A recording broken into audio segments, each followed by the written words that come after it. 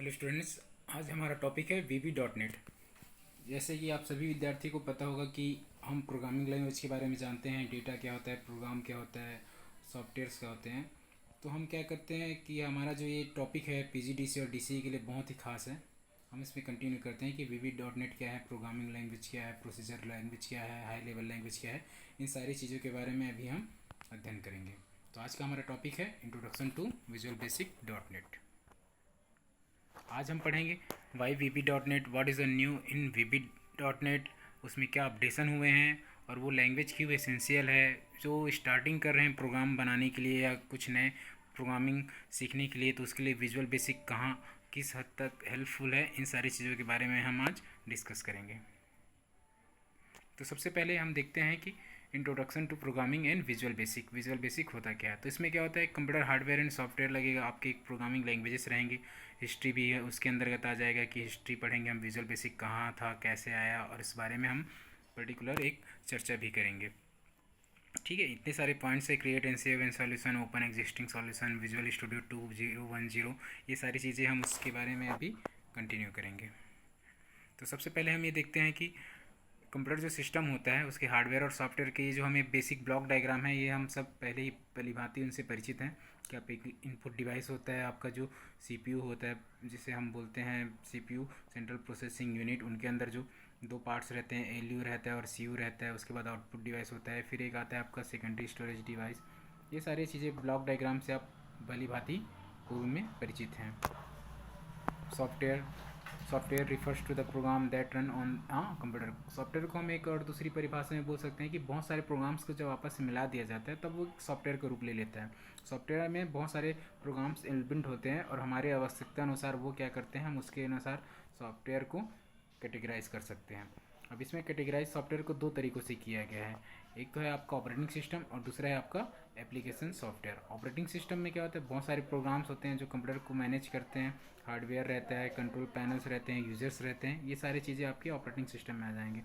इसके एग्जांपल्स हैं Windows, Vista, Mac OS, Linux इत्यादि। और दूसरा होता है आपकी एप्लीकेशन सॉफ्टवेयर। एप्लीकेशन सॉफ्टवेयर में आप क्या है, program that make a computer useful to the users. Example MS word हो गया, एडोबे PDB रीडर हो गया, और जितने भी आपके एप्लीकेशन प्रोग्राम जिसे हम बाद में इंस्टॉल करते हैं अपने कंप्यूटर में हमारे टास्क के अकॉर्डिंग क्या करते हैं, हम उसमें उसमें वर्क करते हैं। जैसे हमें कोई भी चीज़ चाहिए तो हम उसके उस पर्टिकुलर टॉपिक या उस पर्टिकुलर सब्जेक्ट को कंप्लीट करने के लिए हम उससे रिलेटेड कोई भी एप्लीकेशन सॉफ्टवेयर हम क्या करते हैं, अपने सिस्टम में इंस्टॉल करते हैं। जैसे मैं कोरल ड्रॉ, एडोबे फोटोशॉप, यदि मुझे पिक्चर एडिट करना है, ये सारी चीज़ें आप अपने रिक्वायरमेंट के अकॉर्डिंग एप्लीकेशन उसमें क्या कर सकते हो, इंस्टॉल कर सकते हो। Program and programming language. Program क्या होता है, डेटा क्या होता है। जैसे डेटा, अब आते हैं प्रोग्राम से पहले डेटा क्या होता है, किसी भी चीज़ के बारे में विस्तृत और संपूर्ण जानकारी हम डेटा कहते हैं। अब प्रोग्राम में आते हैं तो प्रोग्राम क्या होता है, उन सभी डेटा, उन सभी जानकारी का समूह, उनका collection of data. A computer program is a set of instruction that enables the computer to solve a problem to perform a specific task. मतलब आप जब बहुत सारे डेटा को आपस में मर्ज कर देते हो तो एक प्रोग्राम का रूप ले लेता है। वो एक पर्टिकुलर टास्क को कंप्लीट करने के लिए ऐसा डिज़ाइन किया जाता है, तो वो आपका कहलाता है प्रोग्राम।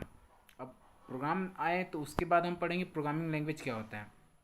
तो प्रोग्राम को बनाने के लिए जो जिस तकनीक का उपयोग करते हैं, जिस जिस हम तकनीकों का उपयोग करते हैं, जिसमें लैंग्वेज लगाते हैं, उसमें क्या कोडिंग रहता है, उसमें क्या क्या हम उसमें अल्फ़ाबेटिक, न्यूमेरिकल, अरिथमेटिकल जितने भी है वो सारी चीज़ें, लॉजिक जितने लगाते हैं तो एक लैंग्वेज का रूप लेता है।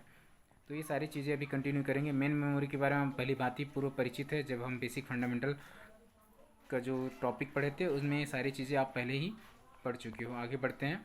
सेकेंडरी स्टोरेज के बारे में भी आपको पता है, hard disk drive are most common रहते हैं, जो एक्सटर्नल हार्ड डिस्क रहते हैं, USB ड्राइव्स रहते हैं, ऑप्टिकल CD DVD रहते हैं, ये सारी चीज़ें आपके सेकेंडरी स्टोरेज डिवाइस में आएंगे। नेक्स्ट करते हैं इनपुट डिवाइस से भी आप पहली बात ही परिचित हो। आउटपुट डिवाइस, ये बेसिक प्रोग्रामिंग लैंग्वेज सीखने से पहले बेसिक जानकारी आपको पता होनी चाहिए, जो आप भली बातें उससे परिचित हैं। अब आते हैं प्रोग्रामिंग लैंग्वेजेस। अब इसे हम एल्गोरिदम के रूप में देख सकते हैं। जैसे स्टार्टिंग करते हैं CPU से। CPU क्या करता है, ये इंस्ट्रक्शन को क्या करता है, 1 और 0 कॉम्प्लीमेंट्स में क्या करता है, वो आगे बढ़ाता है, जिसे हम मशीन लैंग्वेज कहते हैं। Instruction a set a series of ones and zeros called machine language. मतलब कंप्यूटर जो हार्डवेयर जो जिस लैंग्वेज में वो हमारे कोडिंग्स को, हमारे इंस्ट्रक्शन को ग्रहण करता है वो कहलाता है मशीन लैंग्वेज। सेकंड आते हैं, this is a instead programming language allows us to use words instead of numbers. Numbers की जगह में क्या करते हैं, प्रोग्रामिंग लैंग्वेज हमें वर्ड अलाउ करते हैं, हम उसमें वर्ड पुट कर सकते हैं। अब इसमें क्या होता है, सॉफ्टवेयर एक महत्वपूर्ण भूमिका अदा करते हैं इन दोनों के बीच में। Software converts the programming language in statement to machine language. तो ये सारी चीज़ें हैं कि प्रोग्रामिंग लैंग्वेज कैसे वर्क करता है, कैसे ये आगे बढ़ता है। तो आज की क्लास में हम इतना ही पढ़ेंगे। नेक्स्ट क्लास में हम हिस्ट्री ऑफ प्रोग्रामिंग लैंग्वेज, कहाँ से आया, कैसे आया, उनके क्या क्या कोडिंग्स थे, उनके क्या लैंग्वेज कोड बनाया, 1 और 0 का क्या इसमें महत्वपूर्ण भाग है, ये आगे क्लास में हम कंटिन्यू करेंगे। क्योंकि ये एक VB.NET का जो एक चैप्टर है, बोला जाए तो बहुत ही विस्तृत है और बड़ा है, तो इसे हम क्लास वाइज कंटिन्यू करते जाएंगे।